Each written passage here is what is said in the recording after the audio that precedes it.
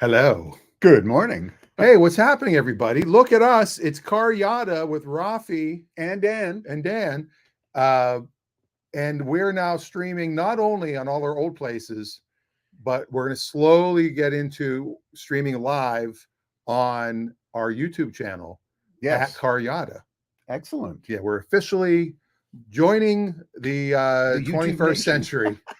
We're officially in 2005. Yes. And we're on YouTube. We're going to be exclusively on the CarYada channel. So if you're watching this anywhere else, start getting to know that you should go on the CarYada channel. I actually pulled this off today. We're not on the Aradan channels except for Twitch.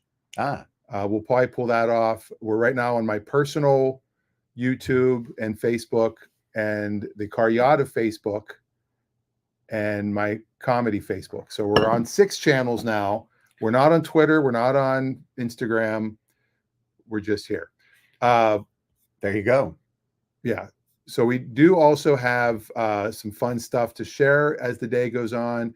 If you have any comments that you'd like to put in the comment section, all you do is post your questions right in the area. Or if you're too shy to shy, hush, hush, my, oh my, you can text us 610 CarYada. See how easy this is? Very easy. We have texting. Like Yes. we're really in 2005. You can text questions. You can post questions. You can even text us personally if you have our numbers. Yes. And that's oftentimes how I get texts, and I get texts usually during the weekend. Look at us both. We're like, Yeah, we're like, so the thing I want to talk about in the car business today, all right, is somehow somebody's calling my. That's not the line. The thing I want to talk about in the car business today is oh wait, Adam is watching on the official YouTube channel. Thank you, Adam. You're our first viewer. Like and subscribe. Yes, like, subscribe, hit that bell, as they say. Hit that bell. Hit the bell so you get notified as soon as we go live. Honk that horn. Whatever. Yeah, honk that horn. Thank you, Adam. All right. You can always count on Adam to be here for us. So there's a lot of people on YouTube and on TikTok, and we will have a TikTok channel too, by the way, with little shorts, little quickies, and they're talking about all the cars that are sitting in dealer inventory, and there are cars that have basically what they say is the average number of days of inventory. So based on the sales, if there's 100 cars in inventory and they've been selling 2 cars a month, right? That's 1,000. No, it's 500 days of inventory, basically. I guess that's how I don't know how the math would work. So I'm interested when my lease is up in doing one of 2 things: leasing something else, which will probably be a plug-in hybrid, or just buying like one of my old school dream cars, like something from the 80s or 90s, and putting $500 a month into a bank account instead of a lease payment, and just keeping that car running, like what you do. That's what I do. Although I don't think an Accord is your dream car. It's not, but I've had dream cars over the years, and I've done the same basic premise. I've also bought cheaper cars for my daily car, and then used the money that I would have used for my car payment to restore another car, because I like to use cars as more like, for lack of a better term, an investment vehicle. So it's okay to actually have a regular driving car that's not that much of a show car or not that much of a big deal car, as long as you're working on something with other cars. In my opinion, that's a great way to go. So I've always used that car to leverage buying other cars. And at one point, I had 23, 24 cars that I was just doing that with. Well, I don't want to go that far. I mean, I always, when I collect cars, like I've got my 79 Pontiac, and that's the one I thought, what if I just made that a daily? You could daily the Pontiac. That would probably cost less than $1,000 to daily that car. For the year? Yes. Oh, easily. Because it's a very low maintenance car. Absolutely. To get it up and running. Yeah. My wife would be like, that I'm not going anywhere in that. But like I would get the seats reupholstered. I would get the headliner put in. Sure. So, okay, maybe it'll cost me $2,500 up front, Well, and then less than $1,000 a year. And that's it. I could paint it, but I don't want to paint it. You could doll it up a bit. Like you said, you could do some stuff with the interior. You could make it a nicer car. Or the other thing you could do is you could put the search out for the best possible Pontiac you could find. Yeah. And that might be $5,000.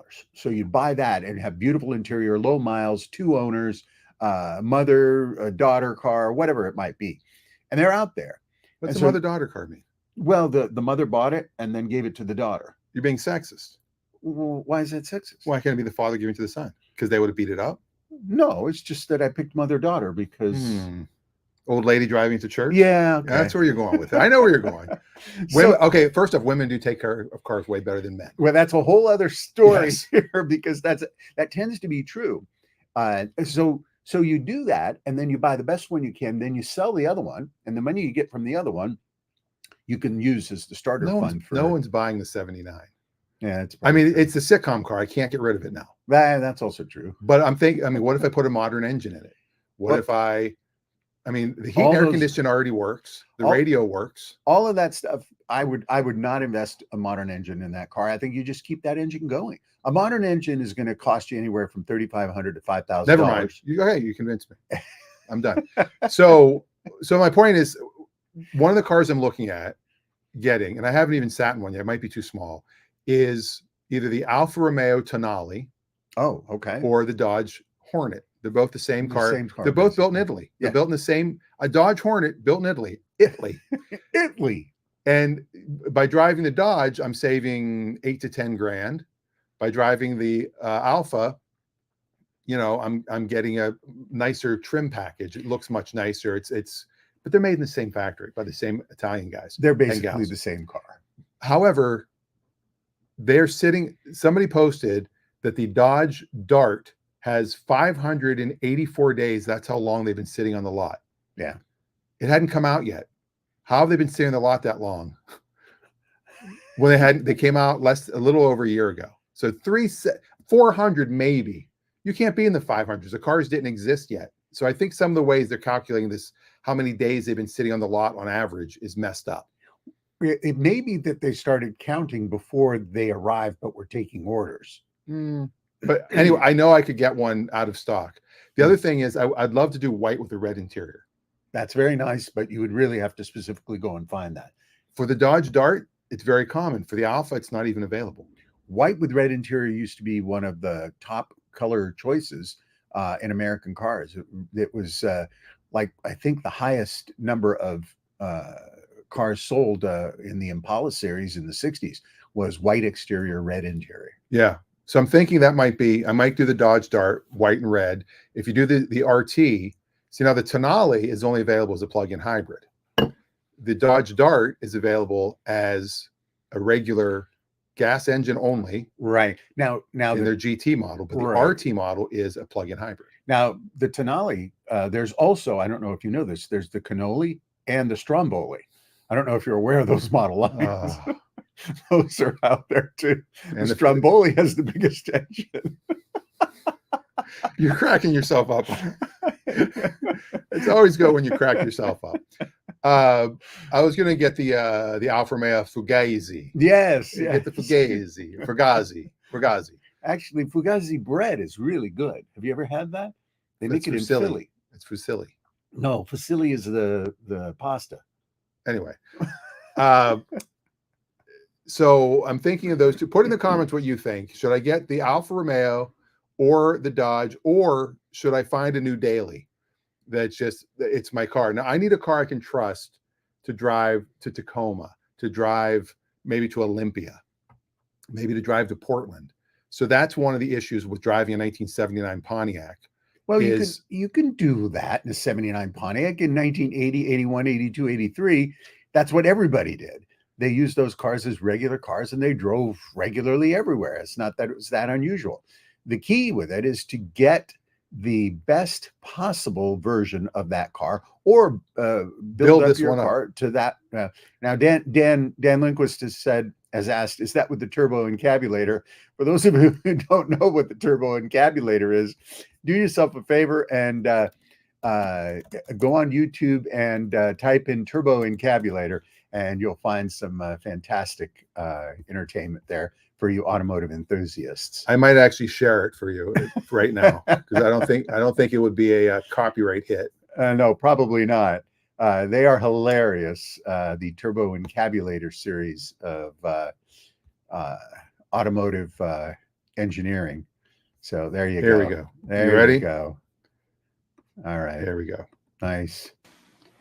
For a number of years now, work has been proceeding in order to bring perfection to the crudely conceived idea of a transmission that would not only supply inverse reactive current for use in unilateral phase detractors, but would also be capable of automatically synchronizing cardinal grammeters. Such an instrument is the turbo encabulator. Now, basically, the only new principle involved is that instead of power being generated by the relative motion of conductors and fluxes, it is produced by the modial interaction of magneto-reluctance and capacitive directance. The original machine had a base plate of prefamulated amulite surmounted by a malleable logarithmic casing in such a way that the two spurving bearings were in a direct line with a panametric fam. The latter consisted simply of 6 hydrocoptic Marsal vanes, so fitted to... Oh, the Marsal vanes. Hydrocoptic Marsal vanes. That guy looks a little bit like the Seinfeld guy that was Mr. Bookman. Oh, yeah. It's not him. It might be him. Listen here, funny boy. I put on a pair of shoes in the morning. Some kids reading that filth. Dropping wee-wees in the book. Anyway, watch the Seinfeld episode with Mr. Bookman. The Turbo Encabulator is probably the best example of what you hear if you don't know anything about any particular subject and someone else is talking about it. It's the ultimate in what we call now mansplaining. Yeah. What about the muffler bearings and piston return springs? Yes. John is absolutely correct. Don't leave those out. Yes. Make sure that you're aware of those muffler bearings. Yes. So the questions for today to put in the comments, and I get a company discount on Stellantis vehicles. I have only 1% over invoice. Mind you, because these cars are moving so slowly, that might be more than if I just went in and negotiated. It probably could be. So I might actually pay more by using the company discount. So do I lease in September when the Polestar is done? Or do I just get something fun that I want to drive from the 80s or 90s and just put in the money to get it running and driving? All right, we'll see. Make it my daily. We'll see what people vote for. Yes. So put that in the comments. That's the question of the day.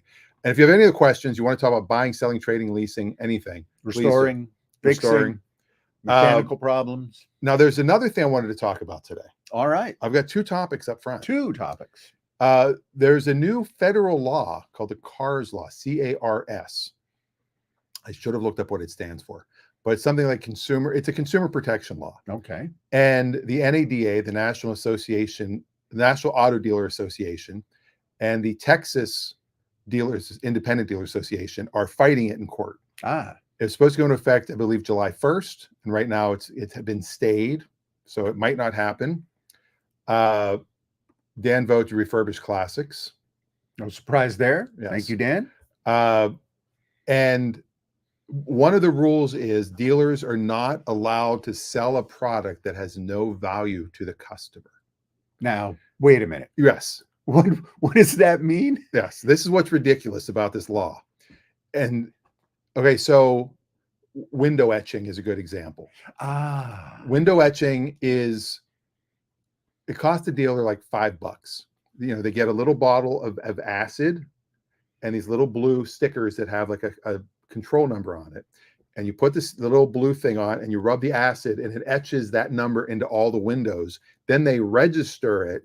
So if your car is ever stolen, they can track all the glass back to your car for insurance purposes. And we want this. Why? I have no idea. Okay. And the sales pitch is some insurance companies give up to a 15% discount by having this as a theft deterrent. Because if somebody notices your windows are etched, they're not going to steal the car because the identifications on all the glass, like you can paint the car there's also a thing called the VIN. I mean, you could swap out the VIN, but the VIN is in multiple places already from Sure. the manufacturer. It's on doors and And there are dealers that will sell these for $995. good grief. And it costs them literally like $5 or $10 per, they'll buy 100 of them at a time. And some dealers will put them on every car in their lot. They'll have the porter, the lot guy out there, or gal out there, putting them on every car. And they say, well, we put it on all of our cars. And so it's already on there. You got to pay $995. And there's no advantage to you. And they'll do the math. Well, you can save up to 15%. And so if you're paying $1,000 in insurance, it's $150 a month you'll save. Well, who's paying $1,000 in insurance a month? Number one. And number two, it doesn't save you that much. So it's all part of their sales pitch. That's one of the items. Some of the paint protectants are BS as well. It's just it's a wax. So they're making an actual law that dealers can't sell useless items. So who's the governing body for useless items? Because listen, I could go through an automobile listing of things that dealers put on their cars and probably find a significant percentage of them to be officially useless to the end consumer. But for many people, they might say, I don't know, I kind of like that feature. Yeah. Well, I would turn signal juice replacement annually. That would be one. They say nitrogen air in your tires. Yes, that is useless. That is an extra fee. And nitrogen air is something that tire stores have been selling for years. And the premise is because the nitrogen molecule is larger, it has more difficulty getting out the smaller holes and leaking. So rather than just regular standard gas station air that apparently is smaller molecules and can get out with it. And it's just basically BS. So they should have had Don Ho be the advertiser for nitrogen. Tiny bubbles. Tiny bubbles. There you go. In the tire. So there are all Big sorts of things bubbles like that. Yeah. That don't make any sense at all from a purchase perspective. But I would really like to know who the governing body would be for deciding this. It's the what's it called? The Federal Consumer Protection Agency. That's who's that's who set up this whole this whole plan. It got passed through Senate and it's a passed bill, but now it's being fought because the lobbyists, the NADA is really they're kind of a lobbying body. Sure. As are all the car places. If they're fighting it, it probably is good for the consumer.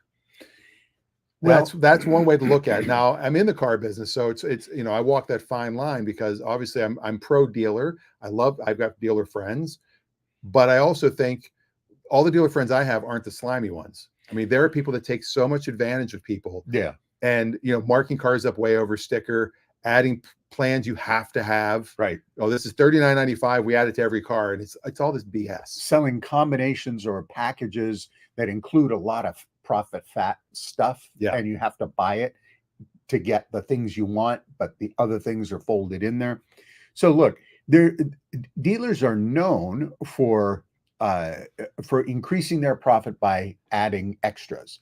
And that's important if you're dealing with a high volume dealership that has to move a lot of stuff. You move a lot of profit, and you move a lot of cars, and the higher your profit is per car, the better you're going to do overall. But let's take a look just briefly at some of the stuff that goes through in a contemporary car. And what you'll find is that while a lot of those options are much more profitable now, the bottom line is that dealers are having to pay a lot more for cars than they were in the past because too many consumers are educated regarding what the dealer is paying, and they're not going to pay the premium above that. So the only way for these mega dealers to recover the profits they need is to get higher returns on these packages. So I can understand why they're fighting very hard to preserve that because like most mega businesses, margin erosion is a big problem. You sell 10,000 cars and you lose $500-600 per car in profit. That adds up very, very quickly. Yeah. Now here, the cars, it's actually the Federal Trade Commission. That's who set this. FTC. The FTC. And it's called Combating Auto Retail Scams. Cars. Well, they call it scam, which is which is unfair because let's face it, etching that glass in your windows, your car windows, it can be, although probably a small percentage, but it can be an effective theft deterrent. If you put a sticker in the entry window in your home for, such and such security, even though you don't have an alarm, it can be an effective theft deterrent. But you don't get 50. It's a misrepresentation of it. This is true. But if I go door to door and sell those stickers for $10 a sticker, do consumers need to be protected from the idea that they're buying something that may or may not deter theft, but it has the potential to do it. So here's the rule. I'm going to read it from the website from the Federal Trade Commission. No misrepresentations. The rule prohibits misrepresentations about key information like price and cost. Okay. Now, they changed the law of how leases work years ago because they used to hide things in leases that you had no idea. One of the rules of a lease is the entire contract has to be on one piece of paper. It can't be on multiple pages. Everything has to be a certain typeface, certain size. And I mean, lease agreements, I'm like, where do they get paper that size? They were huge. The offering price, total payment, and add-ons optional. Dealers have to provide the offering price, the actual price any customer can pay for the vehicle. And almost every state has a rule. Whatever the lowest price you've advertised the car for is the maximum you can sell it for. Like if you advertise a car for 10 grand and a customer comes in and goes, how much is that? And the salesman goes 12 grand. They go, will you take 11? Sure. That's illegal. They have to sell it for 10. Even if the customer never saw the ad. And that's an FTC rule because you are federally broadcasting that this is the price. So you have to hold to that price. Yes. Now, dealers have to provide the offering price, the actual price anyone can support. Now, any add-ons like extended warranties are not required, and give information about the total payment when discussing monthly payments. So you can say you're only $300 a month, but you have to say times 100 months, and what your total is. Right. Now, when you sign your contract, there's federal retail installment contracts. They're called RICs, RICs. The federal retail installment contract, they're all state-based. It'll say on there, you make this many payments. This is your down payment. This is the price. This is how much in interest you're paying. Your total payment at the end, if you make all your payments, is this much. That's already there. That's when you're already buying the car, though. They never show you that up front. They're saying now you need to see that during the negotiation. That's basically what they're saying. No bogus add-ons. The rule prohibits dealers from charging for any add-on that does not provide a benefit to consumers. Examples of such add-ons include warranty programs. And by the way, you can't call it a warranty if you're charging for it. The word warranty is free. That's so an extended warranty, like if you buy a certified car, they can say we've extended the warranty because it's free. You don't pay extra for that. A vehicle service contract, a VSC, or vehicle protection plan, a VPP.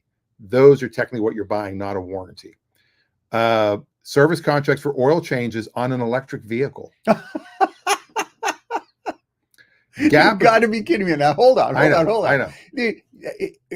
Could we please find a dealer that is actually advertising oil changes on an electric? What oil needs to be changed? Are they selling bearing oil? Homunculator oil. Yeah, turbo encabulator oil. So Gap agreements. Now you know what Gap is. Sure, it's that place where you go buy jeans. Yes, or it's the year you take off between high school and college. Yeah.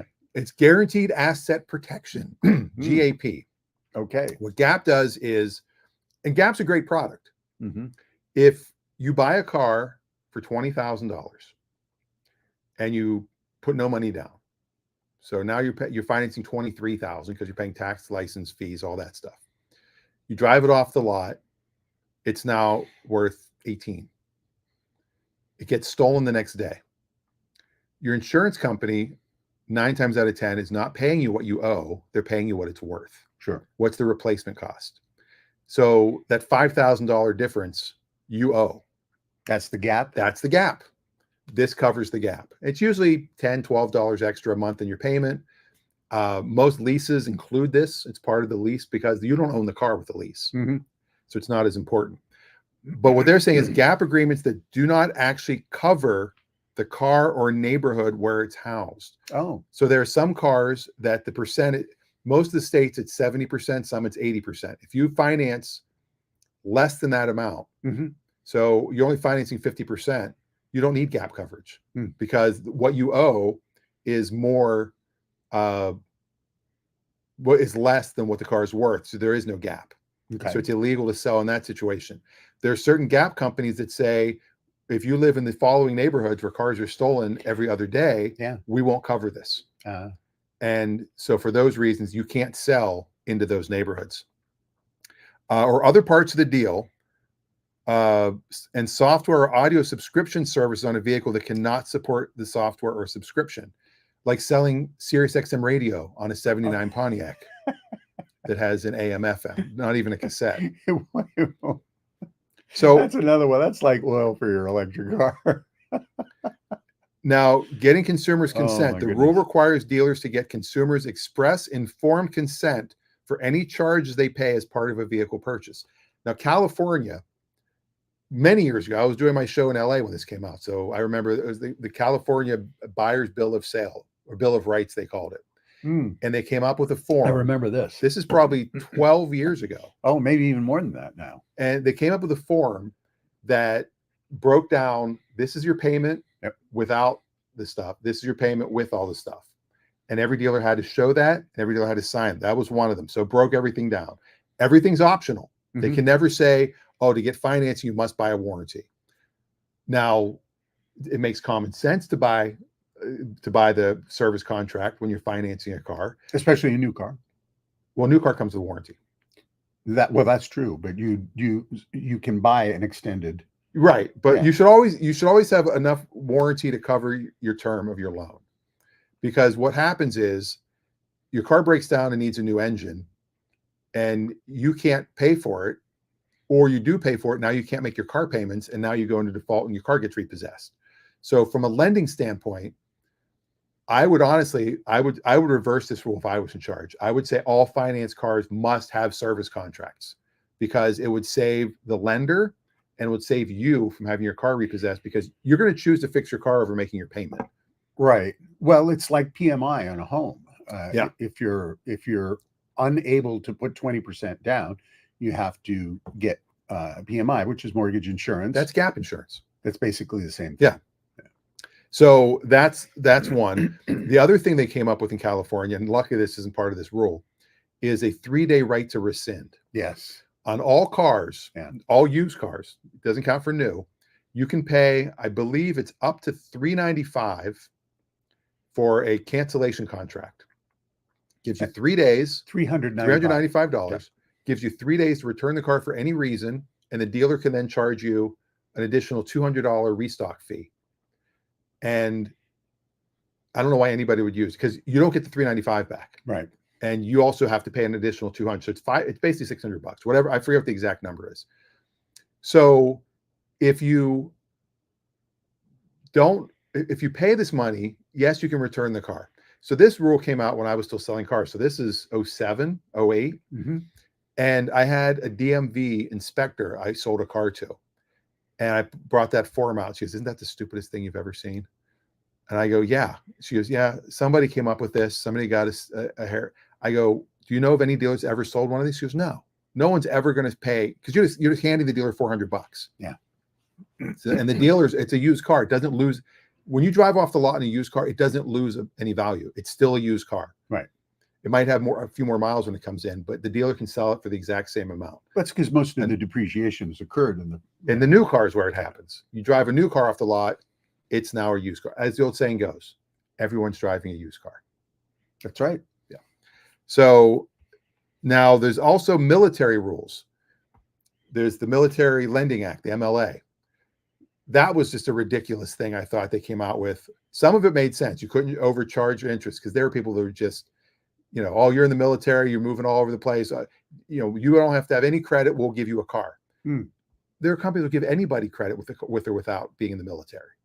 It's just they capped the rate for military, that was a good part. Mm-hmm. But then they said it's illegal to sell the military gap. You couldn't sell any. The Military Lending Act said gap is not legal for you to sell to any member of the military. Why is that? I have no idea. That's odd. Yeah. Now they brought it back. Now I can't get it figure what the limit might be. Yeah. Hmm. So July 30th, 2024 is when it's supposed to take effect.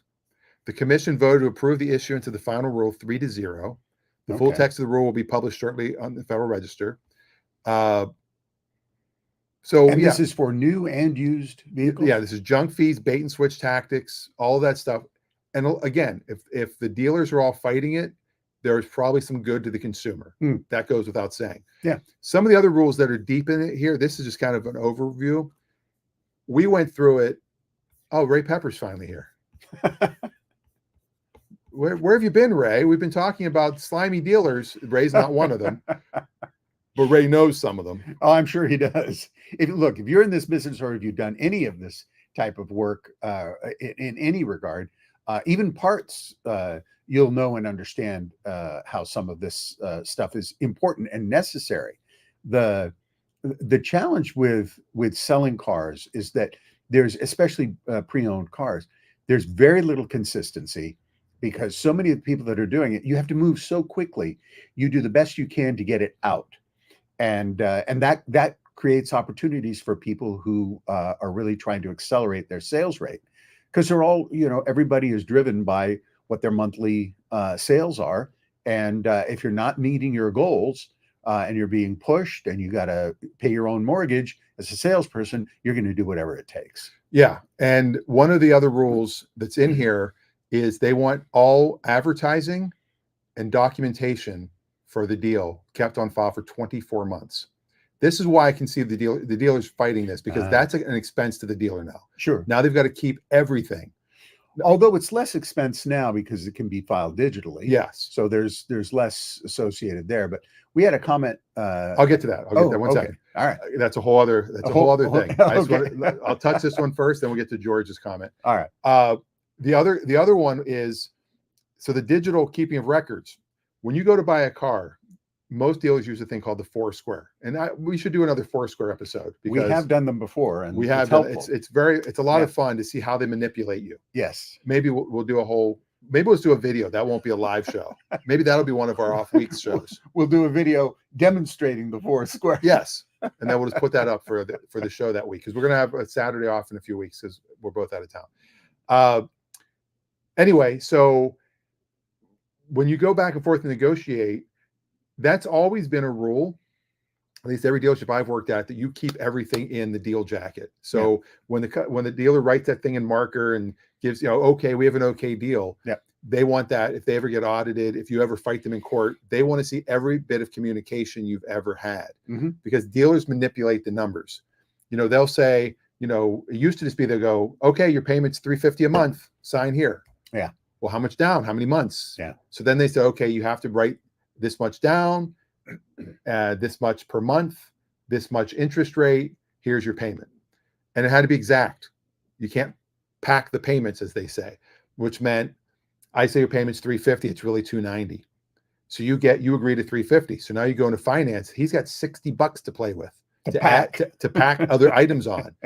You'll find that sometimes you'll go in and find out that, I can get the extended warranty, and my payment's only going to go up to $351, $1 more a month. I'll do it. Meanwhile, it's $60 more a month. You should have been at $290. So then the way dealers are getting around is they put a range. They say your payment will be $290 to $342. They give a range, or they write approximately. They won't give an exact number. Why? Just be honest and upfront.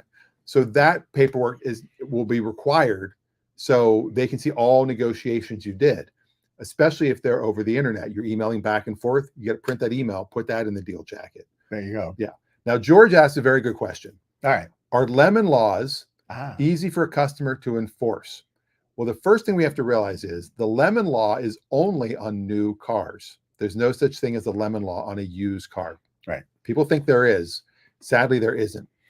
No, with used cars, it's buyer beware, and it's as is, where is. Yes.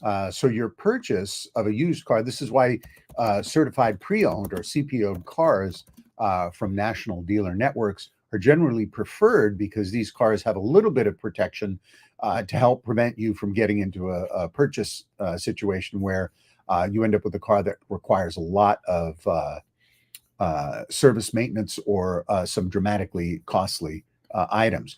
So with certified pre-owned, there is a little bit of a buffer of protection, but the lemon law is only, as Dan says, the lemon law is only for new cars. So if you get a vehicle, basically the lemon law is within a certain period of time, if your vehicle goes in, I believe it's 3 times. 3 times for the same thing. Item. Then the manufacturer has to buy it back. Right.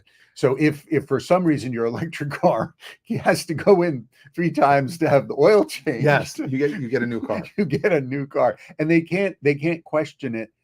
This is why it's important to take your vehicle to a dealer for that service continually, and each time you bring it in, you get a service record that shows and prints up that is what it is. And it has to be at the dealer. Yes. Yes. You can't take it to your local garage and they go, oh, no, your homoculator's broken. Right. And then you go back in, they put a new homoculator in, and then, oh, nope, broke the homoculator. Something's causing the homoculator to break each time. And it's got to be done at the dealership. And a smart dealer, if you're there on the 3rd round for the same thing, a smart dealer is going to start advising you as to what needs to be done at this point. Yeah. So because they don't pay it. Right. The manufacturer buys the car back, and you get a new car. Yeah. Or a lot of times they'll just swap out and say, okay, well, we do the paperwork, we'll put you in a new car. Although I would be like, well, I don't want that car anymore. But a lot of these cars end up getting a branded title for dealer buyback or for lemon law. Some of them are great. Some of it's a paint issue. Yeah. They'll buy back a car or a slight body issue. Right. And it doesn't have to be 3 times. Sometimes a dealer will buy the car back, a manufacturer on the first. If it's a true default, no.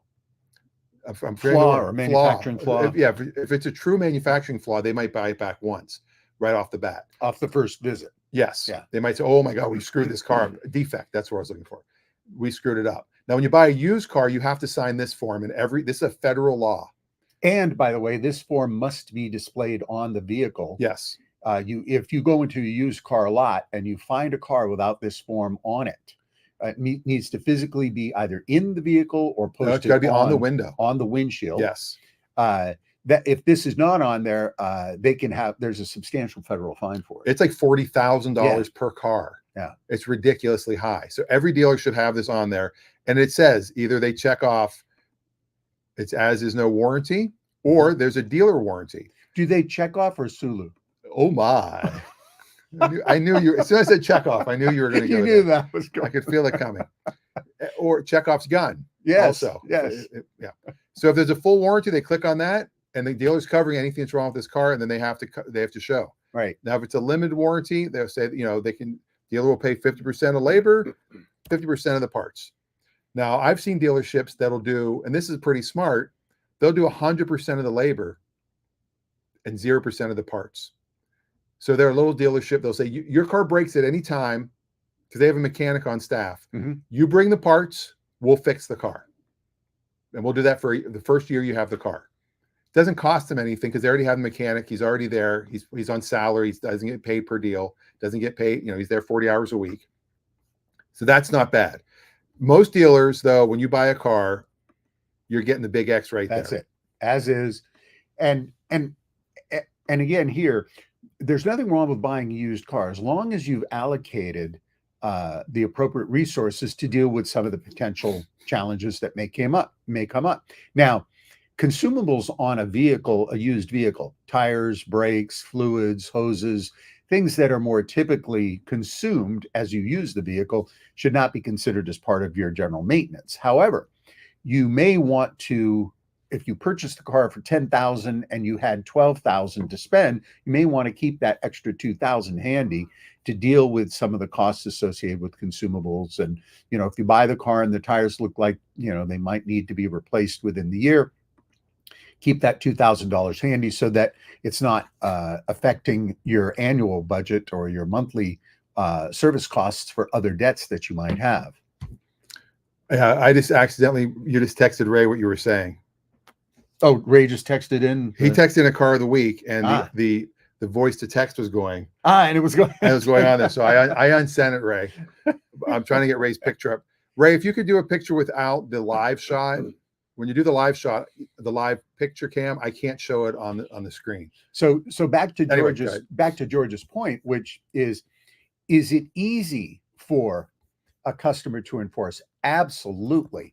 And all you need to do is, if your vehicle goes in for the first time to the dealer for what is apparently a manufacturing flaw, you can talk to the dealer at that point and say, listen, if this is not remedied and I'm back here again, I'm going to invoke the lemon law. Yeah.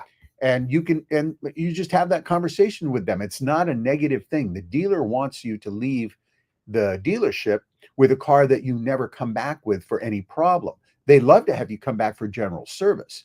And general services at a dealership, while it can be more expensive than at a Jiffy Lube or other places, the added insurance you get from having your vehicle serviced, your new vehicle serviced at the dealership, is that it continues to stack up in your favor when it comes to warranty items. Some dealerships, if you're not following their required maintenance schedule, it can impact the validity of your ongoing warranty.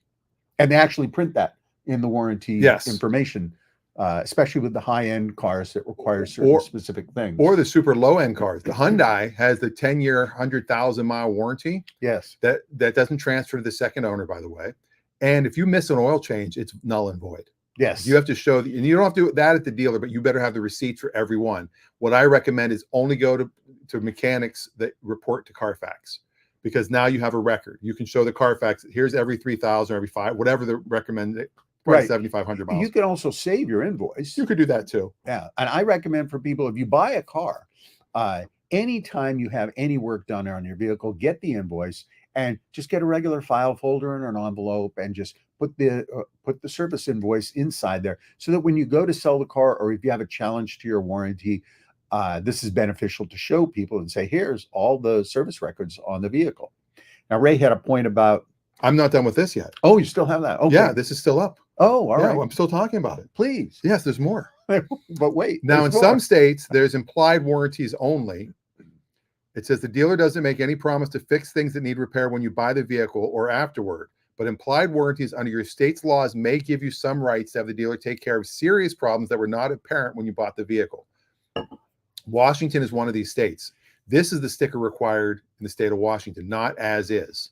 Now, on implied warranties, we should point out that if you do purchase a vehicle on an as is, and within 30 days there's something that is shockingly obvious that was not at that time, most reputable dealers will say, hey, you're right, this was unknown to us, unknown to you. We'll aid, we'll do the right thing and remedy. Yes. Now, that's what the law is in this state.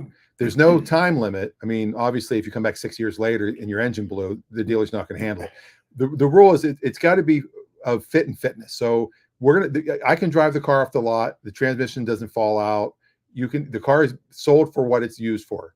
If a week later something major happens, the dealer should take care of it. They don't really have to, but because the car did what it was supposed to do when you took delivery. Mm-hmm. That's kind of the rule there. Now, on the back of this form, it'll show a list of major defects that could occur. So it gives you a whole bunch of stuff. Tell the dealer has to put who you complain to, all their contact. What's weird with this form, it does not require a signature. Now, every dealer I know, they have you sign this to prove that you got it, number one, and prove that, hey, I looked over this, I understand it. And the most important thing is spoken promises are difficult to enforce. Ask the dealer to put all promises in writing.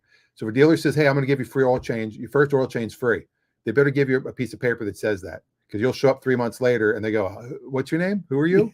I don't know who you are. Okay, so that's it for that one. Now we go to Ray. All right. Our good friend Ray, who has a TikTok channel. There are lots of pieces of shit out there. Questions on specific cars, watch Radical Ray on TikTok. It's free in 50 states. It's actually free worldwide, Ray. It's TikTok. Well, maybe not everywhere, but for 50, everywhere you want to go, Ray walks through the auction and he talks about, Jeeps, like the non-Wranglers. He'll say piece of shit. And they're very So- funny videos as well. So what Ray's basically saying is when you have a certain level of expertise, whether it be by volume or by careful focus and study, there's a certain amount of stuff that you realize after a while that's important. Small stuff to most people, like, for example, you go to buy a used car and the dealer might say, it's got a brand new windshield. We just replaced it. Okay. That might seem like a good thing, but get inside the car, look at the quality of the glass. There's a wide range of glass in brand new windshields. Aftermarket windshields can have a lot of slight ripples in them. The wiper blades, when they pass over them, will never really wipe completely clean. Yeah. And so something as simple as the plus of it's got a brand new windshield may not be a plus after all. This also includes vehicles that might have some built-in systems into the windshield that will no longer function properly unless it's been done by a qualified dealer that has the equipment and the computer systems to be able to properly set all of those cameras and various sensing devices that are located in your windshield. This is also true if the vehicle is had by admission from the seller, the dealer. They say, yes, the car had a minor front bumper impact, and we removed the old bumper and we put on a factory matched, painted, already to install bumper. Okay, so they did that, and that might look good, and it might appear to be a plus. However, did they do all the correct calibrations for the cameras, the parking sensors, the various electronics that are located in contemporary front bumpers? So small things that appear to be pluses to you, including we just changed the valve cover gaskets, or we put in new valve cover gaskets. Well, wait a minute. This car has only 30,000 miles. Why did it need new valve cover gaskets? So things like that are important to ask about. And what Ray's talking about when he says buyer beware, be careful buying used cars, is a lot of cars you don't know the previous history. And so these cars show up and they've got all these pluses. We did this, this, this, and this. Well, why did you do that? You know, when you go through the Carfax, you see a car that's had, let's say, 6 years of driving, and it has 75,000 miles. And you look at that and you see that they've changed the tires 4 times. Well, why are they changing the tires every 4 times? You know, 4 times. What's going on that's causing that car to have excessive tire wear over short periods of time? Yeah. It could be that it was in an accident. Could be that it wasn't properly realigned. It could be that it cannot be properly aligned because it was hit so hard and quickly put back together. And by the way, not all repair stations will be aligned with Carfax, and they can fix a car and it won't show up on the Carfax that it was damaged. Yeah. So it is buyer beware with vehicle purchases, even when there appears to be some really good stuff done to your vehicle. Yes. But yeah, the Carfax is important. You know, like the Eldorado, I'm going to be, you know, we'll be selling off soon. Yeah. New motor mounts, new heater core. Yeah. New shoes for Raffi. You should. I think they survived. They did all right. The trunk is going to need to be repaired or to sell it as is. Yes. Now, Ray has a car for us. Ah, okay. So let's do our car of the week from Ray.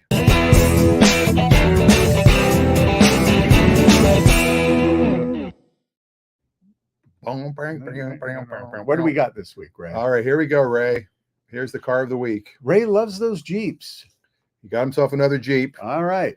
So this is a 2006, only 105,000 miles on it. For 2006, that is low miles. That's low miles. Yeah. It's an automatic. Okay. Do you want to guess the price?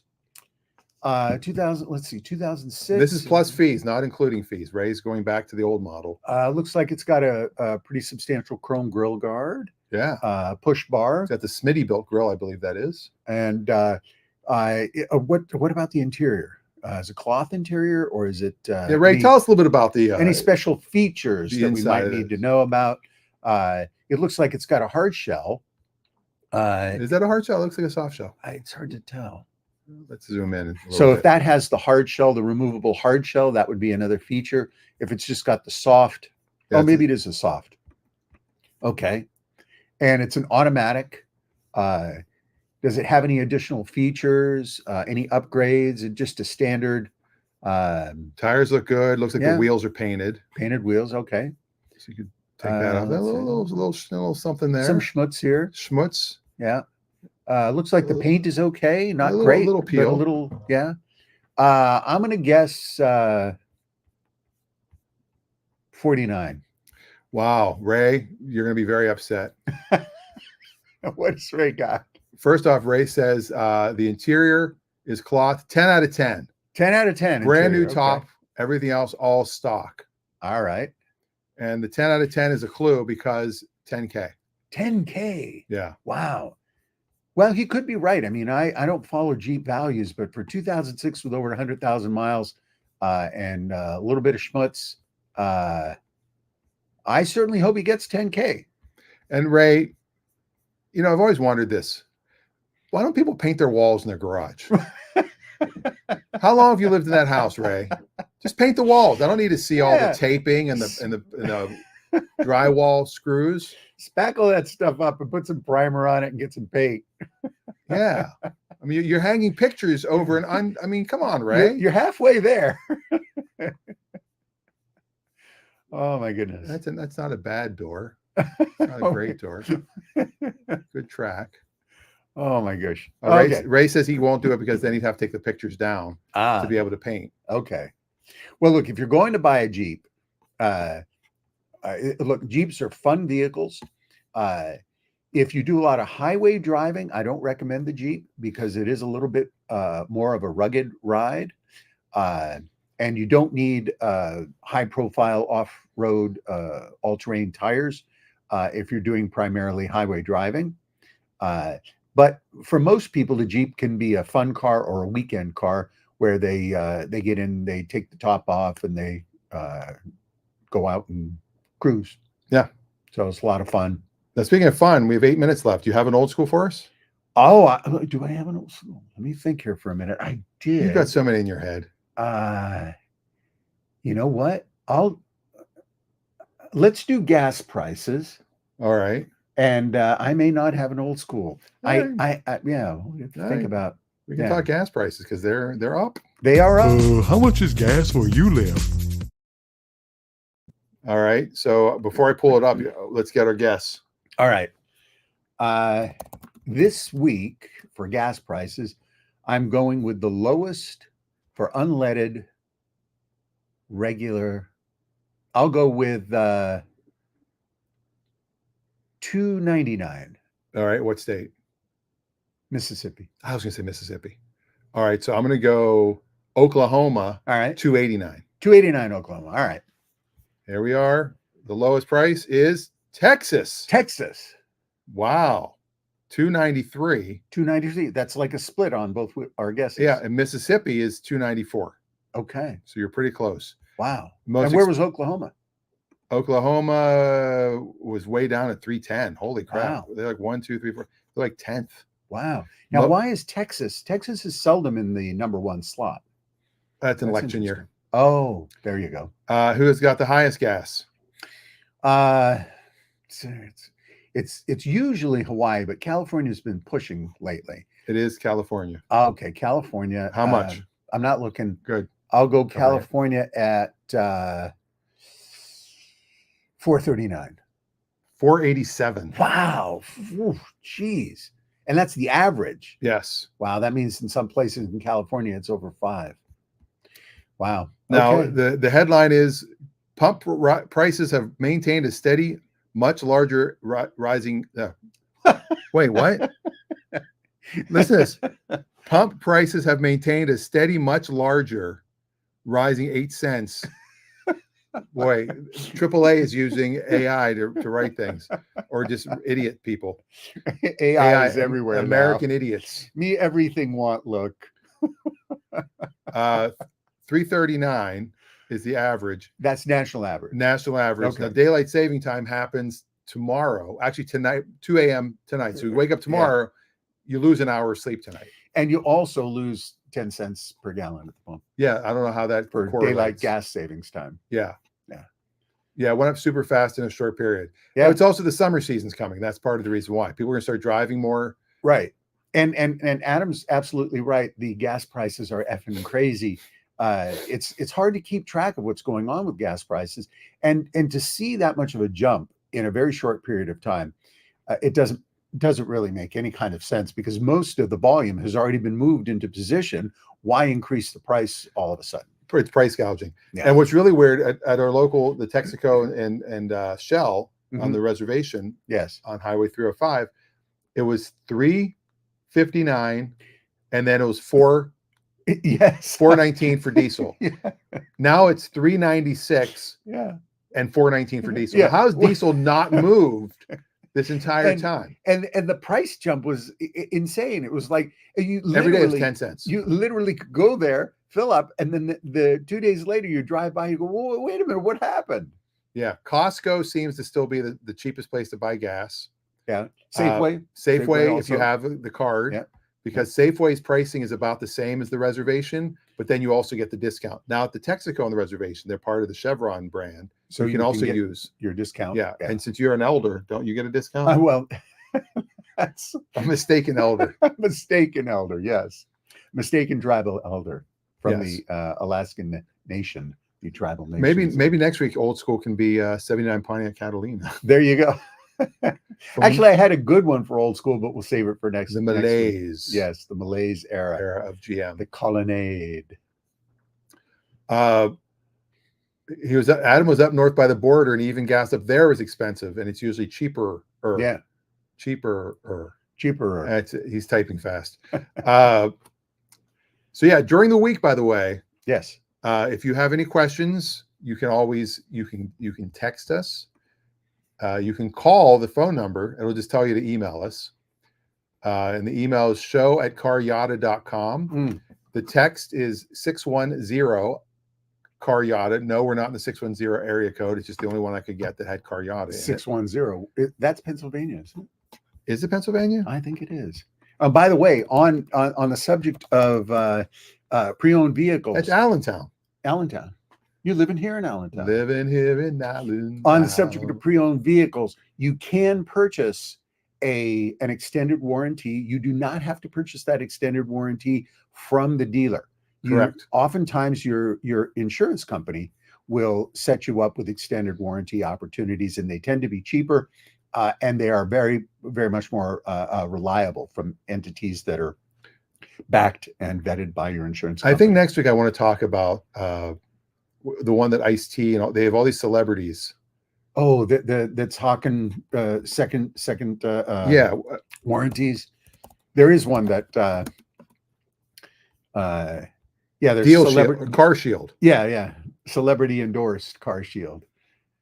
Yeah, it's like, but be careful. We will talk about that because there's a those. lot of stuff in a second warranty, an extended warranty, that you think you're buying the protection, and when something actually does go wrong with your car that's very expensive, it is not fully covered by your extended warranty. Yes. And with that, I think we're going to end, because we do have the new ending. Oh, the new ending's here. The new ending is finally here. Thank you, Eric. All right. Well, we'll see you next week. We'll be back next week on Saturday. Let's see, today's the 9th. So at 7, that'll be the 16th. Yes. Is that how that works? That's how it works. And then the following week with daylight day savings time. So it's the 16th. Right. It's still the 16th, but it'll be like 11 a.m. 11 It's really a.m. going to be 10. Yes. And bring the cannolis. Bring your cannolis and the tonale cannoli. Your tonale cannoli. The cannoli edition. Yeah, but we will be on next week. Then the following week, we're going to have a best of or a special edition. Oh, there maybe you it'll go. be Foursquare Day. We finally make the best of reel we're talking Someday. about. Someday. All right, that's all. Here's the new ending. Bye, everybody. See ya.